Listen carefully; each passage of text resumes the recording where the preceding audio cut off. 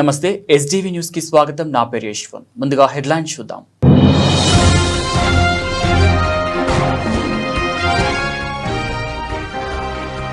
తొలి రోజు పర్యటనలో ముఖ్యమంత్రి చంద్రబాబు వరుస సమావేశాలు. ఏపీలో పెట్టుబడి అవకాశాలను వినియోగించుకోవాలన్న సీఎం.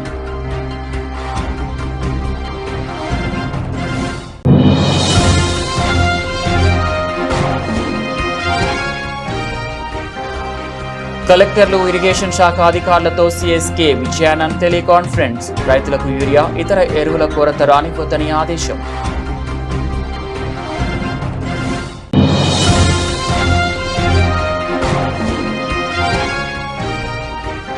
కూటమి ప్రభుత్వం మోసపూరిత హామీలను ప్రజల్లోకి తీసుకువెళ్లాలి. పార్టీ కార్యకర్తలకు పిలుపునిచ్చిన మాజీ ఎమ్మెల్యే సెంట్రల్ నియోజకవర్గ ఇన్ఛార్జ్ మల్లాది విష్ణు.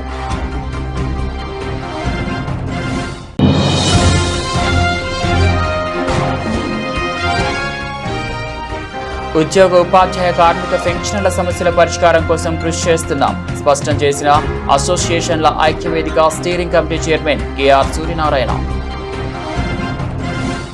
ఏపీలో పెట్టుబడులు పెట్టేందుకు ఆసక్తిగా ఉన్నట్టు global urban infra company Surbana Jurong స్పష్టం చేసింది. సింగపూర్లో పర్యటిస్తున్న ముఖ్యమంత్రి చంద్రబాబుతో ఆ సంస్థ ప్రతినిధి చెర్ ఎక్లో భేటీ అయ్యారు. రాష్ట్రంలో గృహ నిర్మాణాలను పెద్ద ఎత్తున చేపట్టేందుకు ముందుకు రావాలని సీఎం సుర్భనా సంస్థను ఆహ్వానించారు. ఏపీలో హౌసింగ్ ఫర్ ఆల్ ప్రాజెక్టులో భాగం కావాలని సీఎం సూచించారు. ఆంధ్రప్రదేశ్లో మౌలిక వసతుల ప్రాజెక్టులపై ప్రధానంగా దృష్టి సారించామని ముఖ్యమంత్రి ఆ సంస్థ ప్రతినిధులకు వివరించారు. రాష్ట్రంలో మొత్తం 20 పోర్టులు, 15 ఎయిర్పోర్టులు అందుబాటులోకి వస్తున్నాయని, లాజిస్టిక్ హబ్గా ఏపీ తయారవుతుందని సీఎం చంద్రబాబు తెలిపారు. ఈ ప్రాంతాలను ఇండస్ట్రియల్ టౌన్షిప్లుగా అభివృద్ధి చేయాలనే ప్రభుత్వ ఆలోచనను వారి ముందుంచారు. మలేషియాకు చెందిన ప్రముఖ నిర్మాణ సంస్థ ఎవర్సెండై కార్పొరేషన్ బెర్దాహ్ చైర్మన్, మేనేజింగ్ డైరెక్టర్ తాన్ శ్రీ కే నాథన్ ముఖ్యమంత్రితో సమావేశమయ్యారు. ఆంధ్రప్రదేశ్లో అత్యాధునిక ఫ్యాబ్రికేషన్ ఫ్యాక్టరీతో పాటు ఇంటిగ్రేటెడ్ ట్రైనింగ్ సెంటర్ ఏర్పాటు అంశంపై ఇరువురి మధ్య చర్చ జరిగింది. ఈ ఫ్యాబ్రికేషన్ ఫ్యాక్టరీని విశాఖ లేదా కృష్ణపట్నంలో ఏర్పాటు చేసే అంశాన్ని పరిశీలిస్తున్నట్లు ఎవర్సెండై చైర్మన్ వివరించారు. రాష్ట్రంలో రైతులకు ఎక్కడ యూరియా, ఇతర ఎరువుల కొరత లేకుండా చూడాలని కలెక్టర్లు, వ్యవసాయ శాఖ అధికారులకు రాష్ట్ర ప్రభుత్వ ముఖ్య కార్యదర్శి కె విజయానంద్ ఆదేశాలు జారీ చేశారు. యూరియా కృత్రిమ కొరత సృష్టించి రైతులను ఆందోళనకు గురి చేస్తే వ్యాపారులపై కఠిన చర్యలు తీసుకుంటామని స్పష్టం చేశారు. కాంప్లెక్స్ ఎరువులు తీసుకుంటేనే డిఏపి విక్రయిస్తామని పలు ప్రాంతాల్లో వ్యాపారులు నిబంధనలు పెట్టి రైతులను ఇబ్బందులకు గురి చేస్తున్నారని, అటువంటి వారిపై ఈసీ, పీడీ యాక్టులు నమోదు చేస్తామని హెచ్చరించారు. రాష్ట్రంలోని అన్ని జిల్లాల కలెక్టర్లు, వ్యవసాయ అధికారులు, ఇరిగేషన్ శాఖ అధికారులతో సిఎస్ విజయానంద్ టెలికాన్ఫరెన్స్ నిర్వహించారు. జిల్లాలో యూరియా లభ్యత, వర్షాల నేపథ్యంలో చెరువులు, కాలువ గట్లకు గండ్లు పడకుండా తీసుకోవాల్సిన జాగ్రత్తలు, నీటి నిర్వహణపై కలెక్టర్లు, అధికారులకు సిఎస్ పలు సూచనలు చేశారు. రైతులు పంటల అవసరానికి మించి యూరియా అధికంగా వాడుతున్నారని, దీనివల్ల భూమి నిస్సారం అవుతుందనే అవగాహనను రైతులు కల్పించాలని సిఎస్ విజయానంద్ సూచించారు. కూటమి ప్రభుత్వం అధికారంలోకి వచ్చి ఏడాది పూర్తయినా ఇచ్చిన హామీలను అమలు చేయలేదని, కూటమి ప్రభుత్వం మోసపూరిత హామీలను ప్రజల్లోకి తీసుకువెళ్లాలని మాజీ ఎమ్మెల్యే సెంట్రల్ నియోజకవర్గ ఇన్ఛార్జ్ మల్లాది విష్ణు అన్నారు. వైఎస్ఆర్సీపీ ప్రభుత్వంలో సంక్షేమంతో పాటు అభివృద్ధికి కూడా పెద్దపీట వేశారని తెలిపారు. సత్యనారాయణపురంలోని వైఎస్ఆర్సీపీ కార్యాలయంలో బాబు ష్యూరిటీ మోసం గ్యారంటీ పేరుతో డివిజన్ నాయకులతో విస్తృత సమావేశం జరిగింది. కార్యక్రమంలో పాల్గొన్న మాజీ ఎమ్మెల్యే మల్లాది విష్ణు మాట్లాడుతూ కూటమి నేతలకు ప్రజల ముందుకు వెళ్లే ధైర్యం ఉందా అని ప్రశ్నించారు. వైఎస్ఆర్సీపీ ప్రభుత్వంలో సంక్షేమంతో పాటు అభివృద్ధికి కూడా పెద్దపీట వేశారని, సత్యనారాయణపురంలో జరిగిన అభివృద్ధి పనులే ఇందుకు నిదర్శనమన్నారు. కార్యక్రమంలో స్థానిక 33వ division corporator Sharvani Murthy, division incharge Donepudi Srinivas, నాయకులు మైలవరపు రామకృష్ణ, బోగాది మురళి, లంకా బాబు, టి గోపాల్ చంద్ శర్మ, సన్నద్ సీతారాం ప్రసాద్ తదితరులు పాల్గొన్నారు. ఒక కార్యక్రమం చేయాలని చెప్పి పిలిపించిందో దానికి అనుగుణంగా బాబు షూరిటీ మోసం గ్యారంటీ అనే ఒక నినాదంతో ఈ కార్యక్రమాన్ని 33వ డివిజన్ కార్పొరేటర్ శర్వాణిమూర్తి గారు, అలాగే డివిజన్లో ఉన్నటువంటి పార్టీ బాధ్యులు అందరూ కూడా కలిసి ఈ కార్యక్రమాన్ని నిర్వహించడం జరిగింది. ముఖ్యంగా ఎన్నికల ముందు ఏం చెప్పారు, ఎన్నికల తదనంతరం ఈ సంవత్సర కాలంలో ఏ రకంగా మోసం చేశారు అనే విషయాల్ని ప్రజలకి సవివరంగా వివరించాలి అనేది ఈ కార్యక్రమం యొక్క ముఖ్య ఉద్దేశం.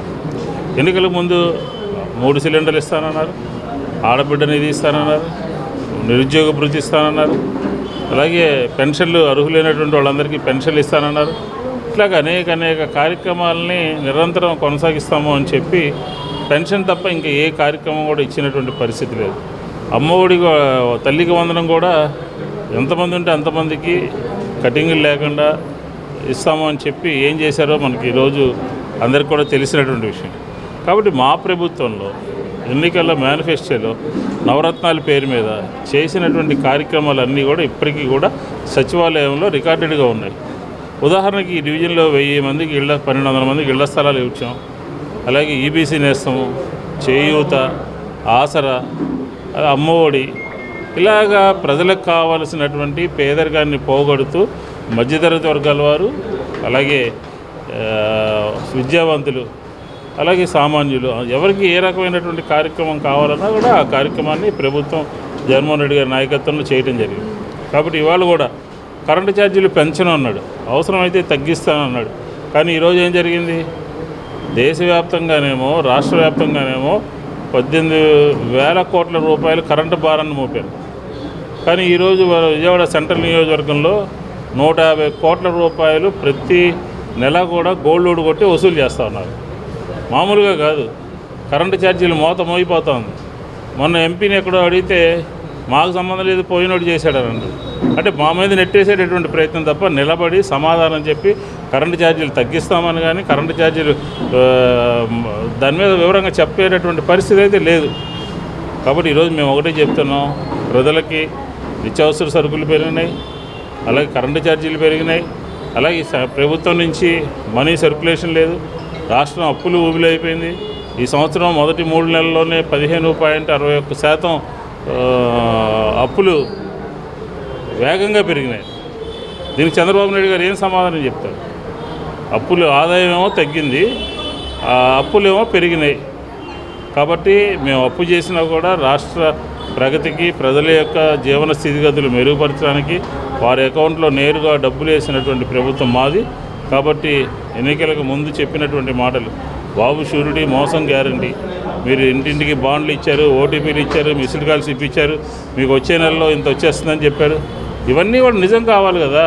ఆ నిజం చేయడం కోసమే ప్రజల్ని చైతన్యపరిచి తెలుగుదేశానికి సంబంధించినటువంటి వాళ్ళు ఇంటింటికి వెళ్ళినటువంటి సందర్భంలో వాళ్ళని నిలదీయాలి, అడగాలి, క్వశ్చన్ చేయాలి అని చెప్పని వాళ్ళందరికీ కూడా ఈ సందర్భంగా పిలుపునిస్తూ ఈ అమరావతిలో ఈ డివిజన్కి సంబంధించినటువంటి దాదాపుగా 8,000 మందికి ఈ నియోజకవర్గానికి సంబంధించినటువంటి వాళ్ళందరికీ కూడా ఇళ్ళు ఇచ్చాము. అక్కడ ప్రభుత్వం వచ్చిన వెంటనే R5 జోన్లో ఇళ్ళన్నీ కూడా జీవో రూపంలో ఇళ్ళన్నీ కూడా క్యాన్సిల్ చేయడం జరిగింది.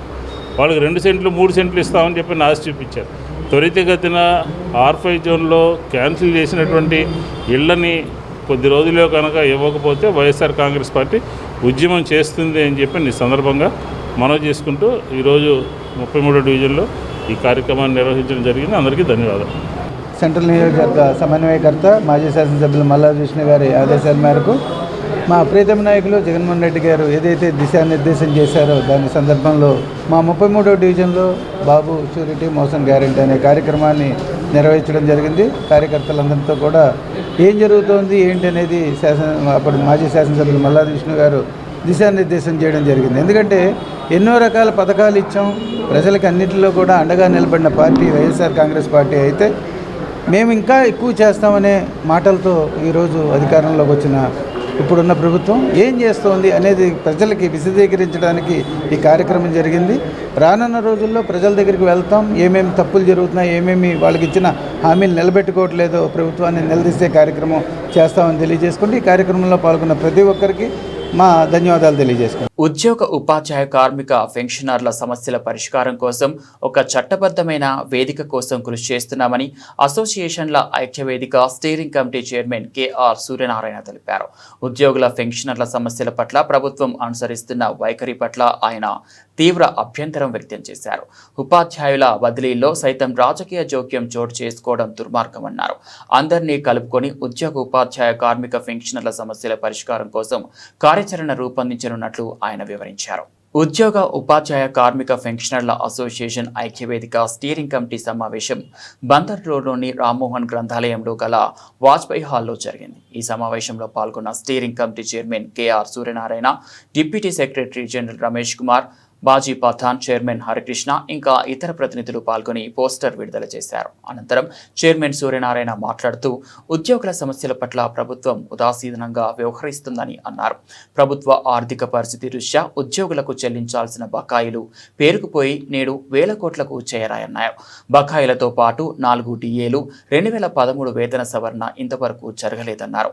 ఉద్యోగులు, పెన్షనర్ల సమస్యల పరిష్కారం కోసం ఒక చట్టబద్ధమైన వేదిక లేకపోవడమే ఇందుకు కారణమని ఆయన అభిప్రాయపడ్డారు.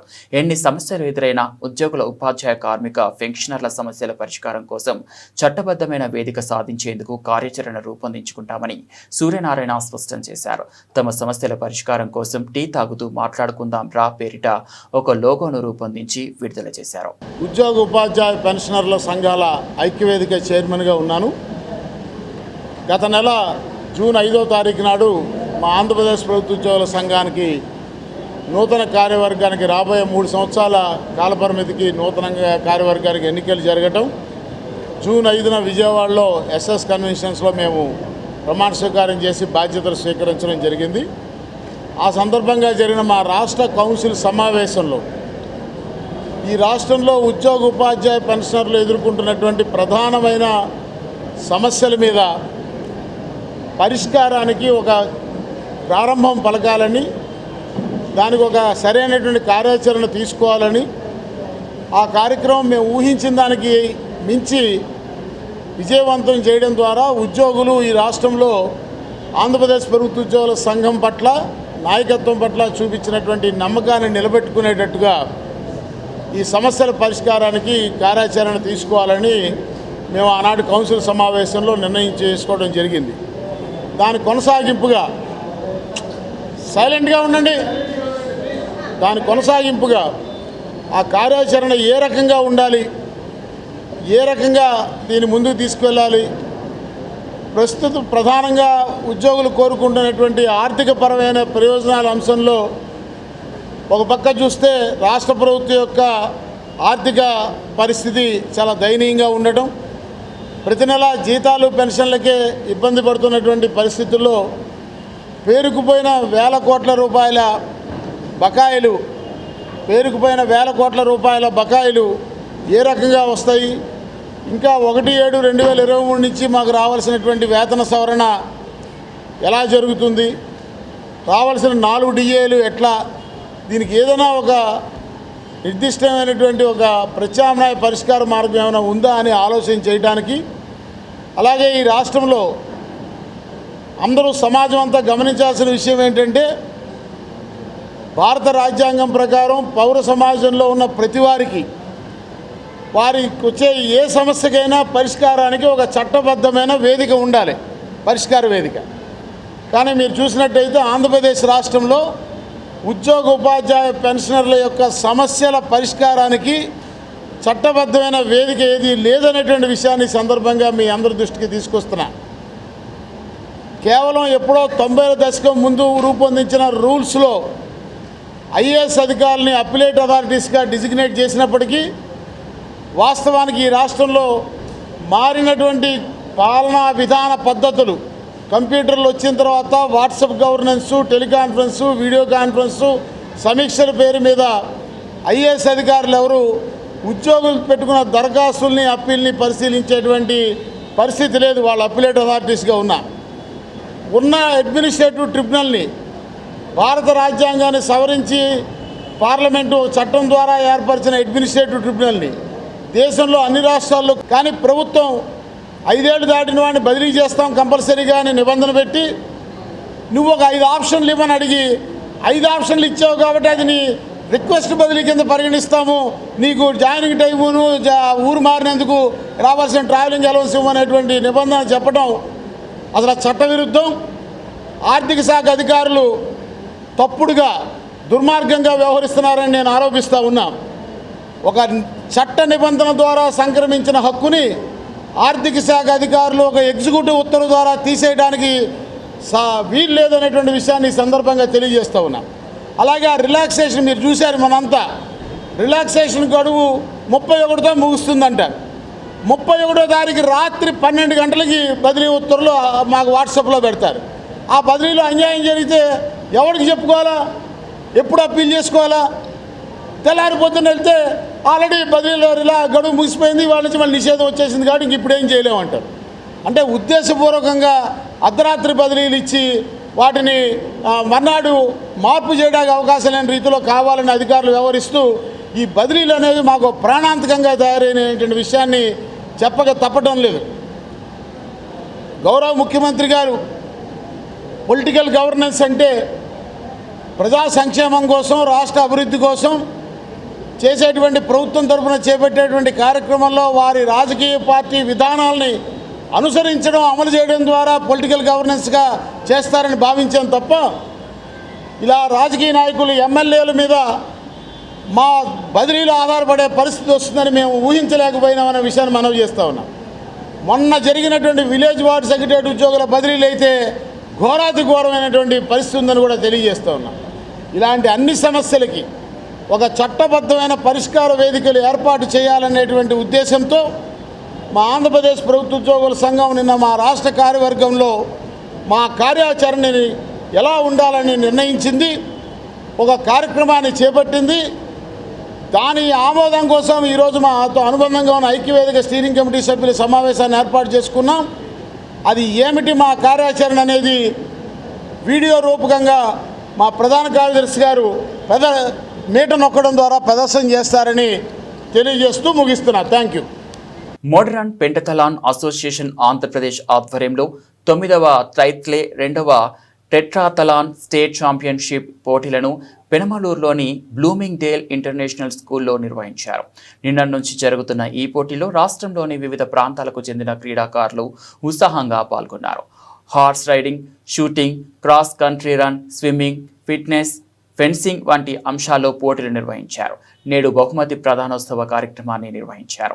ఎన్టీఆర్ జిల్లా పోలీస్ కమిషనర్ ఎస్వి రాజశేఖర్ బాబు ముఖ్య అతిథిగా విచ్చేశారు. చివరి రోజు పోటీలను ప్రారంభించడంతో పాటు విజేతలకు బహుమతులను అందజేశారు. ఈ సందర్భంగా పోలీస్ కమిషనర్ మాట్లాడుతూ క్రీడల్లో యువతను ప్రోత్సహిస్తే దేశ విదేశాల్లో తమ సత్తా చాటడానికి అవకాశం ఉంటుందన్నారు. ఒలింపిక్స్లో మన ప్రాతినిధ్యం ఎక్కువగా ఉండాలన్నారు. రాష్ట్రం నలుమూలల నుంచి క్రీడాకారులు వచ్చి ఈ పోటీల్లో పాల్గొనడం సంతోషదాయకమన్నారు. Horse riding, shooting, cross country run, swimming, fencing వంటివి కలిపి మోడరన్ పెంటథలాన్గా అవతరించిందని అన్నారు. ఇది మల్టీ స్పోర్ట్స్ ఈవెంట్ అని, 4 క్రీడలు మిళితమై ఉంటాయని, 4 కూడా ఒలింపిక్స్లో ఉండేవని మోడరన్ పెంటథలాన్గా ప్రవేశపెట్టి అధికారికంగా లండన్ ఒలింపిక్స్ను మోడల్స్ ఇస్తున్నారని తెలిపారు. మేఘాలయ జాతీయ క్రీడల్లో మన క్రీడాకారులు ముందుండడానికి కృషి చేస్తున్నామని తెలిపారు. ఆంధ్రప్రదేశ్ ఈ స్పోర్ట్ని ఈ విధంగా ఎంకరేజ్ చేయడం చాలా సంతోషం. ముఖ్యంగా అమరావతి మీకు అందరికీ తెలుసు, ఇప్పుడు హ్యాపెనింగ్ ప్లేస్. త్వరలో అమరావతి మనకు సాకారం కాబోతుంది. ఆ సందర్భంలో గౌరవ ముఖ్యమంత్రి గారు ప్రతి సందర్భంలో చెప్తుంటారు, మనము ఒలింపిక్స్ గేమ్స్ మనము హోస్ట్ చేసే స్థాయికి ఎదగాలని.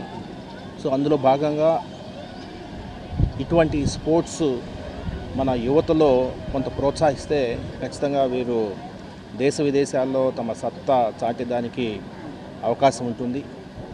ఫ్యూచర్ అమరావతిలో జరిగే ఒలింపిక్స్లో ఈ స్పోర్ట్లో మన ప్రాతినిధ్యం ఎక్కువగా ఉండాలని నేను ఆశిస్తున్నాను. ఈ సందర్భంలో మనం రాష్ట్రం నలుమూల నుంచి ఈరోజు ఇక్కడికి యువత రావడం, ఈ స్పోర్ట్లో పార్టిసిపేట్ చేయడం చాలా సంతోషం. అంతేకాకుండా సంపూర్ణ వ్యక్తిత్వానికి ఇటువంటి క్రీడలు దోహదపడతాయి. ముఖ్యంగా ఇందులో మనకు 5 గేమ్స్ ఉన్నాయి. అందులో ముఖ్యంగా హార్స్ రైడింగ్ ఉంది. హార్స్ రైడింగ్ స్కిల్తో కూడిన గేమ్. అదేవిధంగా షూటింగ్ ఉంది, లేజర్ షూటింగ్ ఉంది, అది కూడా స్కిల్తో కూడిన గేమ్. తర్వాత క్రాస్ కంట్రీ రన్ ఉంది. అందులో కొంత మీకు ఫిజికల్ ఫిట్నెస్ అనేది దాంట్లో మనకు అవసరం. అదేవిధంగా స్విమ్మింగ్ అనేది కూడా ఫిజికల్ ఫిట్నెస్ అవసరం ఉన్న గేమ్. తర్వాత ఫెన్సింగ్ కూడా మళ్ళీ ఒక కరేజ్ ఉండాలి, అదేవిధంగా స్కిల్ ఉండాలి. సో ఈ విధంగా ఈ 5 గేమ్స్ ఏదైతే ఉన్నాయో, 5 స్పోర్ట్స్ ఏదైతే ఉన్నాయో, ఈ కాంబో ఆఫ్ దిస్ 5 స్పోర్ట్స్ ఒక మోడర్న్ పెంటథ్లాన్గా అవతరించి ఈరోజు ఒలింపిక్స్లో కూడా ఈ క్రీడ నడుస్తూ ఉంది. సో ఇందులో కాంబినేషన్ ఆఫ్ కరేజ్, ఫిట్నెస్, అదేవిధంగా స్కిల్, ఈ మూడు కూడా ఒక సంపూర్ణ వ్యక్తిత్వానికి దోహదపడతాయి. సో ఇటువంటి గేమ్స్లో యువత పార్టిసిపేట్ చేయడం చాలా సంతోషం. ఈ అద్భుతమైన కార్యక్రమం 2015 నుంచి నిర్వహిస్తున్న ఈ మోడర్న్ పెంటథ్లాన్ అసోసియేషన్ ఆఫ్ ఏపీకి నా హృదయపూర్వక ధన్యవాదాలు తెలియజేస్తున్నాను. నా పేరు కృష్ణ, మోడర్న్ పెంటాథ్లాన్ ఫౌండర్. ప్రస్తుతం ఆర్గనైజ్ సెక్రటరీగా చేస్తున్నాను. 10 సంవత్సరాలుగా రాష్ట్ర స్థాయి పోటీలు, జాతీయ స్థాయి పోటీలు, అంతర్జాతీయ పోటీలు హాజరవుతూ మన క్రీడాకారులు ముందుకు తీసుకెళ్తున్నాము. మా గోల్ ఒకటి, అమరావతి టు ఒలింపిక్స్. అమరావతి నుంచి మన భారతదేశ పతాకాన్ని ఒలింపిక్స్లో ఆవిష్కరించాలని చెప్పి మేము 10 సంవత్సరాలుగా కష్టపడుతున్నాము. ఈ 9th ట్రయాథిల్, 2nd టెట్రాథ్లాన్ ఈ ఈవెంట్లను ఈ 2 రోజులుగా నిర్వహిస్తున్నాము. ఇది చాలా ఎండ్యూరెన్స్ గల ఈవెంటు, మల్టీ స్పోర్ట్స్ ఈవెంటు.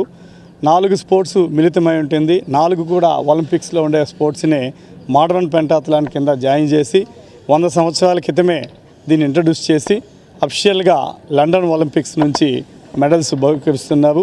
కాబట్టి మన క్రీడాకారులు కూడా స్పోర్ట్స్ అథారిటీ ఆఫ్ ఆంధ్రప్రదేశ్ నుంచి చాలామంది నగదు పురస్కారాలను అందుకున్నారు.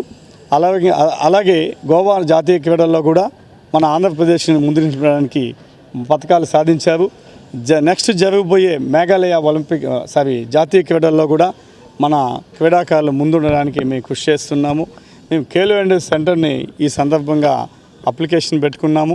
అది కానీ central government Khelo India centre కానీ వచ్చిందంటే మన క్రీడాకారులు ఇంకొంచెం నైపుణ్యాన్ని పెంచుకొని మంచి ప్రతిభను చూపడానికి దోహదపడుతుందని తెలుపుతున్నాను. ఎవ్రీవన్, నా పేరు Ujjwal Velagapudi, president of modern pentathlon association in Andhra Pradesh. మన కృష్ణయ్య గారు చెప్పినట్టు నెక్స్ట్ నేషనల్ గేమ్స్ మేఘాలయలో జరుగుతున్న నేషనల్ గేమ్స్కి మేము మన స్ట్రాంగ్ టీంని తీసుకెళ్దామనే పట్టుదలతో కృషి చేస్తున్నాం. సంపద సృష్టి అంటే సినిమా టికెట్ రేట్లు పెంచడమా అని మాజీ మంత్రి వెల్లంపల్లి శ్రీనివాస్ దుయ్యబట్టారు. మాజీ సీఎం వైఎస్ జగన్ 5 ఏళ్లలో 3 లక్షల కోట్లు అప్పు చేస్తే చంద్రబాబు నాయుడు వచ్చిన ఏడాదిలోనే 1.75 లక్షల కోట్లు అప్పు చేశారని, ఇదేనా సంపద సృష్టి అంటే అని ప్రశ్నించారు. టికెట్ రేటు పెంచినట్టు అవుతుంది. సినిమా టికెట్ రోజుకు 150 రూపాయలు, 200 రూపాయలు ఉంటే 600 రూపాయలు వసూలు చేయడం, 800 రూపాయలు వసూలు చేయడం, అదేనా సంపద సృష్టి అంటే? ప్రజల జేబులు చిల్లు పెట్టడమా? కరెంటు ఛార్జీలు పెంచడమా? ట్యాక్సులు బాదురా? ట్రాఫిక్ చలానాలు, ఈరోజు రోడ్డు మీదకి బండి వేసుకెళ్ళాలంటే చాలు, హెల్మెట్ ఉన్నా, అన్ని రకాల కాగితాలున్నా 1000 రూపాయలు చలానాలు రాయాలి. ఇదే నా సంపద సృష్టి అంటే? జగన్మోహన్ రెడ్డి గారి హయాంలో ఎప్పుడు ఇలా జరగలేదే.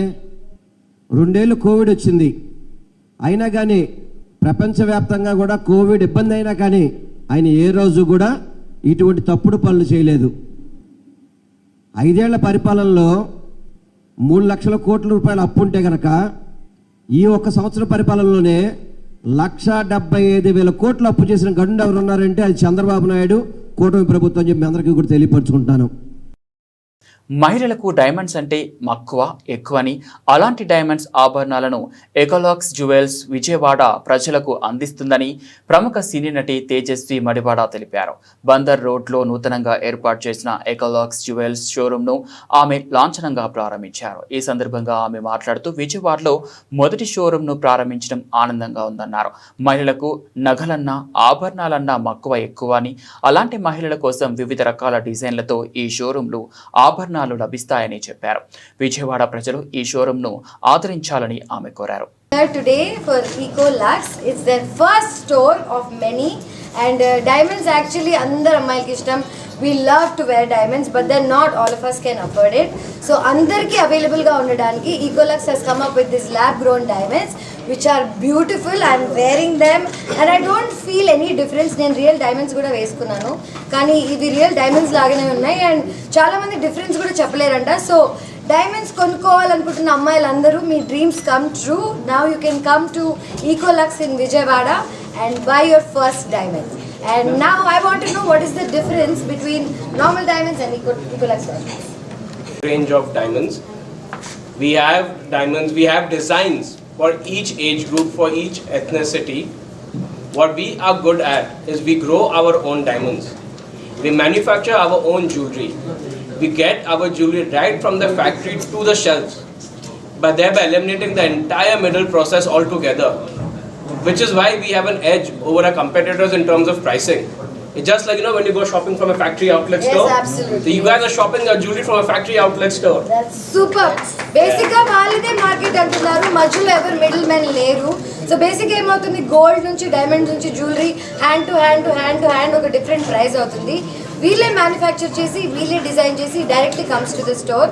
సో మధ్యలో మధ్యతరగతి మనుషులు ఎవరు లేరు, మిడిల్ మ్యాన్ ఎవరు లేరు. మీరు నేను తెలుగులో అడిగితే ఇంగ్లీష్లో చెప్పారు చూడండి. So we were just talking about the distance, the pricing between lab grown and real diamonds. It's almost 80% cheaper and affordable. And as my son-in-law just said, it's exactly the same, and it's very affordable. So the reason why is it much cheaper than a natural diamond? Technology. Because of this technology, there's a mass production of lab-grown diamonds, which is why there's no mining cost involved, which is a major difference why it is much cheaper than a natural diamond. Not just because it's not a real diamond, it's a fake diamond, has to be cheaper. No, the cost of manufacturing is cheaper, which is why the price is cheaper. That's the main reason why. The diamond costs the same, the process is smaller now, that's all, right? The diamond costs the same in general when it comes from the mine and everything. Yes. ఏ మనిషికైనా ప్రాణం నిలబెట్టాలంటే oxygenated blood అనేది ఎంతో అవసరమని, రక్తంలో oxygenation తగ్గితే శరీరంలోని అవయవాలు దెబ్బతింటాయని Manipal hospital Vijayawada critical care head doctor Srinivas తెలిపారు. ఊపిరితిత్తులు, గుండె ఫెయిల్ అయినప్పుడు ఈ ఆక్సిజనేషన్ అనేది బాగా తక్కువగా జరుగుతుందని, దీనివల్ల మిగిలిన అవయవాలు దెబ్బతినడానికి కారణమవుతుందన్నారు. ఇటువంటి రోగులకు ఎక్మో ప్రొసీజర్ చాలా ఉపయోగకరంగా ఉంటుందని, ఇది ప్రాణాన్ని కాపాడడానికి దోహదపడుతుందన్నారు. క్రిటికల్ కేర్ నిపుణుల కోసం విజయవాడలోని Manipal hospitals Indian medical association ఆధ్వర్యంలో మాస్టరింగ్ ఎక్మో CME సదస్సును విజయవాడలోని ఓ హోటల్లో నిర్వహించారు. ప్రముఖ వైద్య నిపుణులు జ్యోతి ప్రజ్వలన చేసి సదస్సును ప్రారంభించారు. దేశంలోని క్రిటికల్ కేర్ మెడిసిన్లో అత్యుత్తమ నిపుణులు ఎక్స్ట్రా కార్పోరియల్ మెంబ్రెయిన్ ఆక్సిజనేషన్లో అధునాతన పద్ధతులు, ఆవిష్కరణల గురించి చర్చించారు.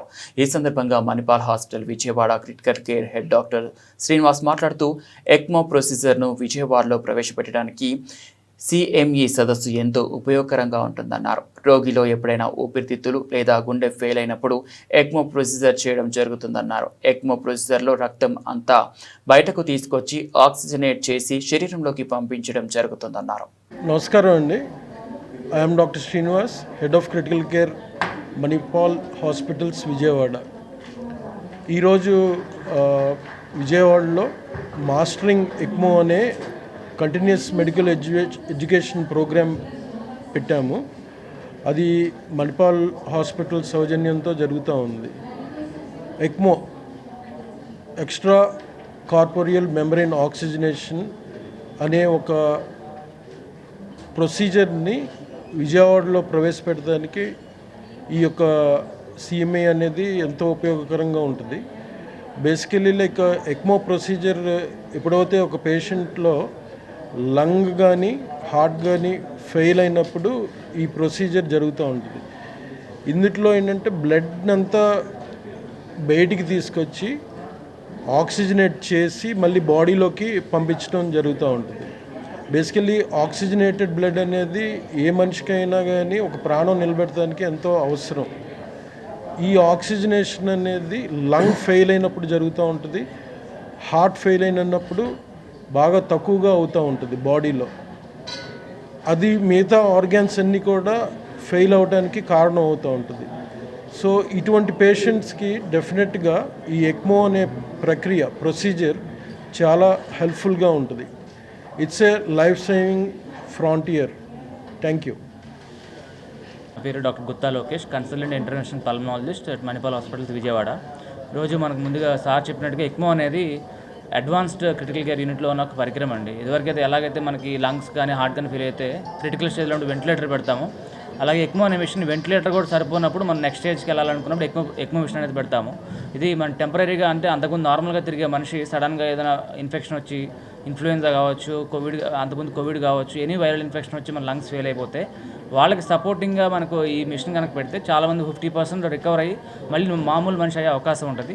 సో ఎస్పెషల్లీ అంతకుముందు నార్మల్ ఉన్న వాళ్ళకి, తిరిగే వాళ్ళకి సడన్గా ఇన్ఫెక్షన్ వచ్చి లంగ్ ఫెయిల్ అవ్వడం ద్వారా, లేకపోతే ఏదైనా హార్ట్ ప్రాబ్లం రావడం కానీ సడన్గా, సో వాళ్ళకి టెంపరీగా ఈ సపోర్ట్ ఇస్తే ఇందులో బయటకు వచ్చి రికవర్ అయ్యి మళ్ళీ నార్మల్ అయ్యే అవకాశం ఉంటుంది. ఈ ప్రోగ్రామ్ అనేది ఎక్మో మిషన్ అనేది ఇదివరకు యూజువల్గా హైదరాబాద్ కానీ, చెన్నై కానీ, బెంగళూరు కానీ వెళ్ళవలసి వచ్చేది. ఈవెన్ డ్యూరింగ్ కోవిడ్ టైంలో కూడా 2021, 2022లో కూడా ఆ టైంలో కూడా చాలామంది విజయవాడ నుంచి హైదరాబాద్ వెళ్ళాల్సిన అవసరం వచ్చేది.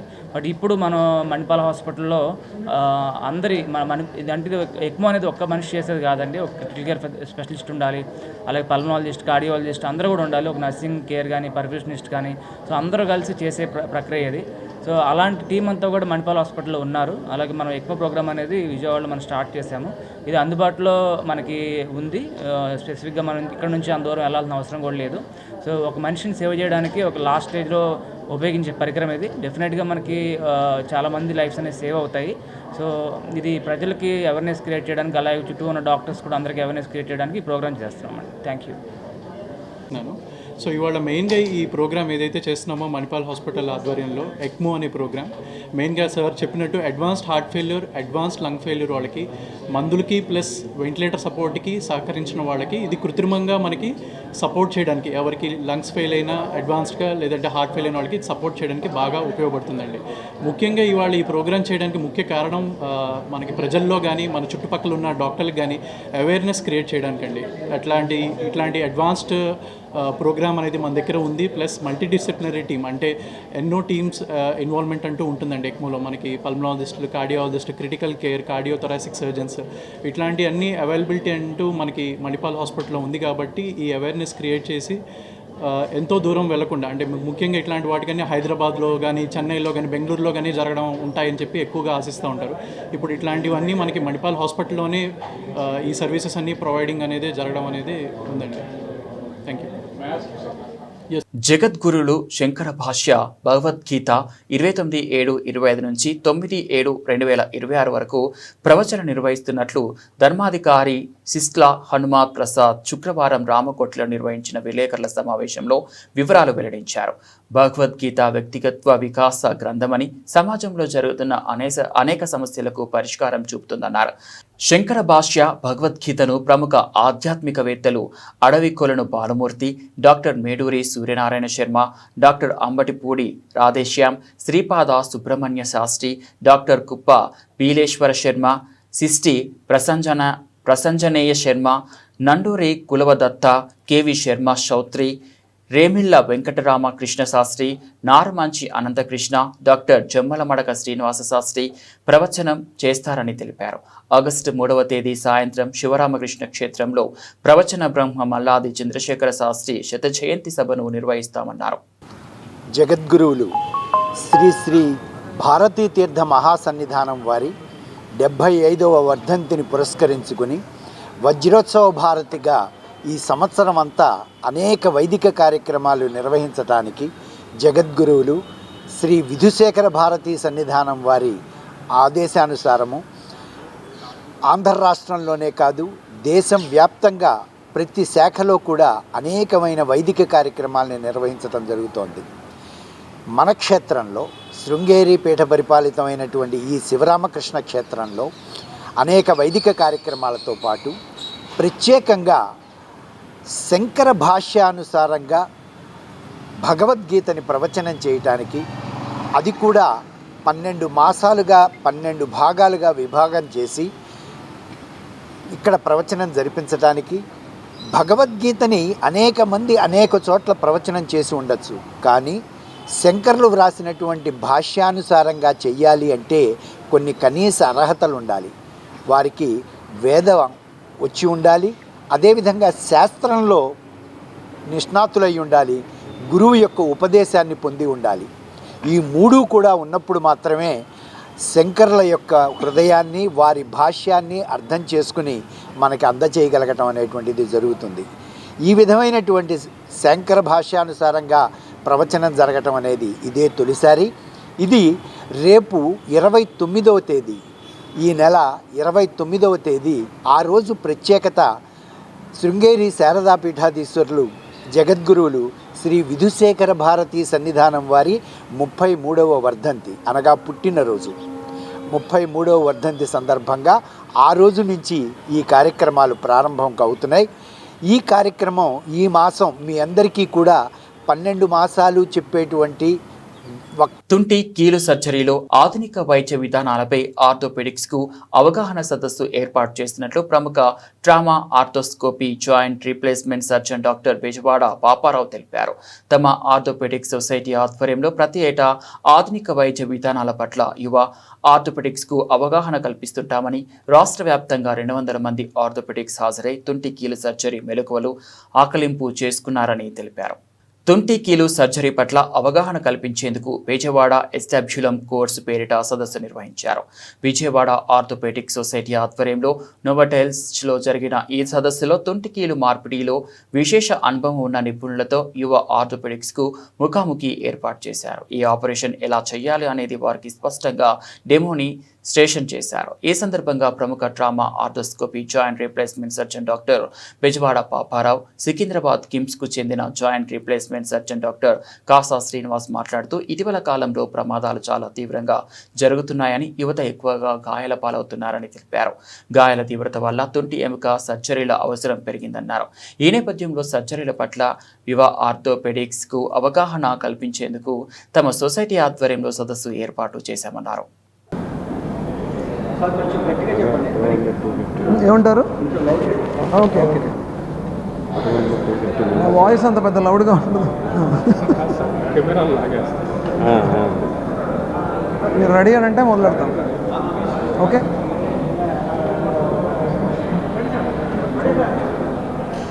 అందరికీ నమస్కారం అండి. నేను డాక్టర్ పాపారావుని, ఆర్థోపెడిక్ సర్జన్. ఈరోజు విజయవాడ నోవోటెల్లో శనివారం 26th of జూలై ఈరోజు మేము చేసే ప్రోగ్రామ్ ఏంటంటే, ఇది ఒక స్టేట్ వైడ్ ప్రోగ్రామ్.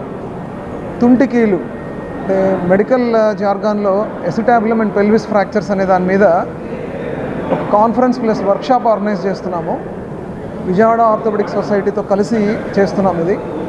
దీంట్లో ముఖ్యంగా స్పీకర్లు అంటే బాగా ఎక్స్పీరియన్స్ ఉన్న సర్జన్స్, దాదాపు 20 నుంచి 30 సంవత్సరాల నుంచి ఎస్టాబులము పెల్విస్ తుంటి కీలుకు సంబంధించి ఫ్రాక్చర్ని ఎలా ఫిక్స్ చేయాలి, మరలా ఈ పేషెంట్లని యాక్సిడెంట్ అవ్వకముందు, దెబ్బలు తగలకముందు ఉన్న స్థాయికి ఎలా తీసుకురావాలి అనే దాని మీద ఈ కాన్ఫరెన్స్ జరుగుతుంది.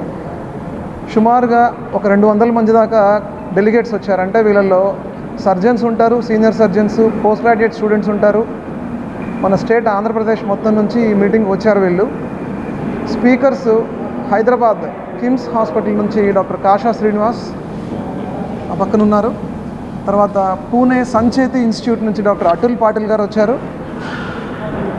దెన్ చెన్నై మొహమ్మద్ రేలా ఇన్స్టిట్యూట్ అక్కడి నుంచి డాక్టర్ సునీల్ గవాస్కర్ గారు వచ్చారు.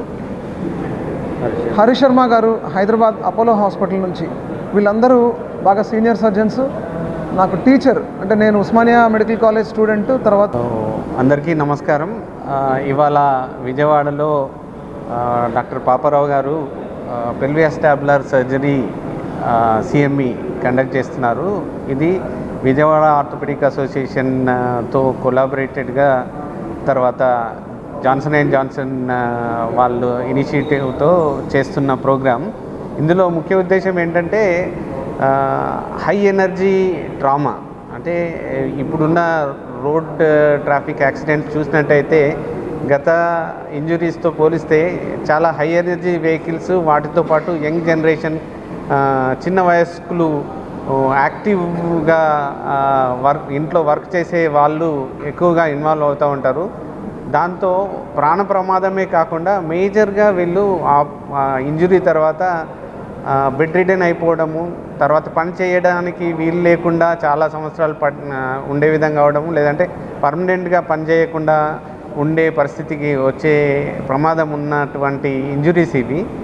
వీటిలో ఇప్పుడున్న ఎక్స్పర్టైజ్ ఏదైతే ఉందో అక్రాస్ ఇండియా, చాలా ఎక్స్పీరియన్స్ ఉన్న ఈ పెల్వియాస్టాబులర్ సర్జన్స్ అందరూ ఇక్కడికి రావడం జరిగింది యాజ్ ఎ ఫ్యాకల్టీ. అండ్ వారి ద్వారా ఒకటి లెక్చర్సే కానీ తర్వాత ఇంటరాక్టివ్ సెషన్స్ ఇక్కడున్న local faculty with national faculty ఈ ఇంటరాక్షన్ తోటి how to decrease the morbidity అంటే ఇటువంటి ప్రమాదాల నుంచి అత్యంత త్వరగా ఈ యంగ్ జనరేషన్ పేషెంట్స్ని బయటకు తీసుకొచ్చే విధంగా తద్వారా 2-3 నెలల్లో మళ్ళీ వాళ్ళు పూర్తి స్థాయికి ప్రీ ఇంజరీ లెవెల్కి వచ్చే విధంగా చేసే విధంగా ఇంటరాక్షన్ జరుగుతూ ఉన్నాయి. తద్వారా అరౌండ్ 200 మంది ఆర్థోపెడిక్ సర్జన్స్ ఫ్రమ్. బులెటిన్ ముగించే ముందు హెడ్లైన్స్ మరోసారి.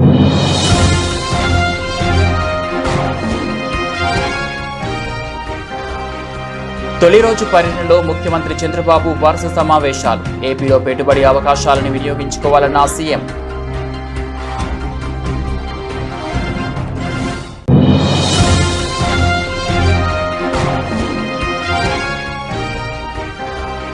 కలెక్టర్లు, ఇరిగేషన్ శాఖ అధికారులతో సీఎస్కే విజయానంద్ టెలికాన్ఫరెన్స్. రైతులకు యూరియా, ఇతర ఎరువుల కొరత రానివ్వొద్దని ఆదేశం.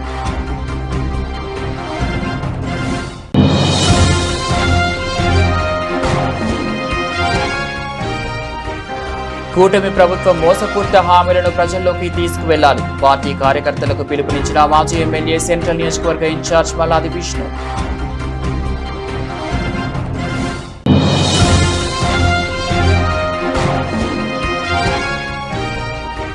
ఉద్యోగ, ఉపాధ్యాయ, కార్మిక పెన్షన్ల సమస్యల పరిష్కారం కోసం కృషి చేస్తున్నాం స్పష్టం చేసిన అసోసియేషన్ల ఐక్యవేదిక steering committee chairman K R Suryanarayana.